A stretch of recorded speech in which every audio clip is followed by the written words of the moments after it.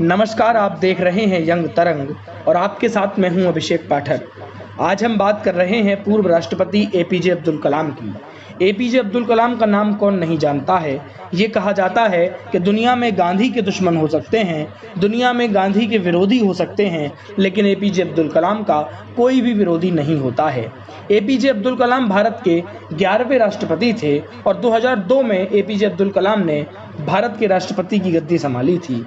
APJ Abdul Kalam का जन्म 15 अक्टूबर सन 1931 को रामेश्वरम में हुआ था। रामेश्वरम वही जगह है जहां भगवान श्री राम ने लंका विजय के लिए शिवलिंग की स्थापना की थी। एपीजे अब्दुल कलाम मछुआरे के बेटे थे, क्योंकि परिवार बड़ा था इसलिए परिवार का लालन पोषण करने के लिए और अपने पिता का हाथ बटाने के लिए उन्हें संघर्षों में अपना जीवन व्यतीत करना पड़ा।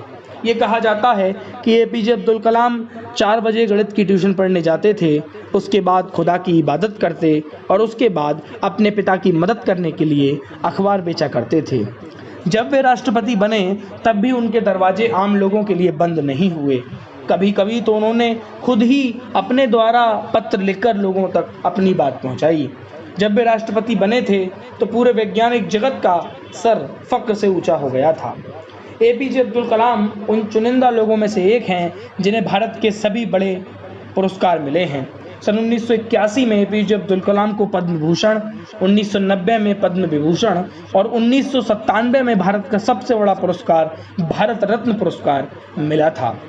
चूँकि उन्हें विद्यार्थियों से बहुत प्रेम था, इसीलिए संयुक्त राष्ट्र ने उनके जन्मदिन को विद्यार्थी दिवस के रूप में मनाने का प्रस्ताव रखा है। एपीजे अब्दुल कलाम को बहुत सारी यूनिवर्सिटियों ने 48 उपाधियां भी प्रदान की हैं। आज हम एपीजे अब्दुल कलाम की एक प्रेरक कहानी आपको सुनाने जा रहे हैं कि कैसे एक व्यक्ति जो स्वयं डिप्रेस हो गया था, लेकिन भविष्य में जाकर इतना महान व्यक्ति बना कि आज लोग उनसे मोटिवेट होकर बड़े बड़े काम करते हैं।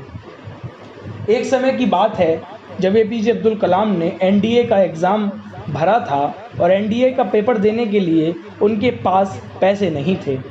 तब उनकी बहन ने उन्हें अपने गहने दे दिए थे कि तुम इन गहनों को ले जाकर बेच दो और जब तुम्हारी नौकरी लग जाएगी, क्योंकि तुम पेपर देने जा रहे हो, और उसके बाद जब तुम वापस आओ तो नौकरी के पैसे से मुझे मेरे गहने लाकर वापस दे देना।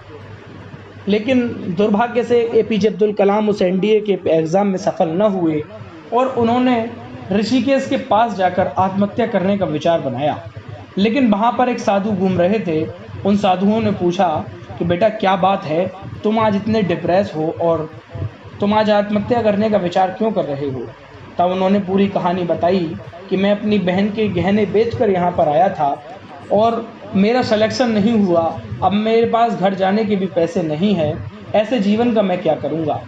तब उन महात्मा ने उनसे कहा था कि बेटा अगर तुम्हारा इस एग्ज़ाम में सिलेक्शन नहीं हुआ है, अगर तुम इस एग्ज़ाम को क्वालिफाई नहीं कर पाए हो, तो निश्चित रूप से ईश्वर तुमसे कोई बड़ा कार्य लेने की योजना बनाए बैठा है।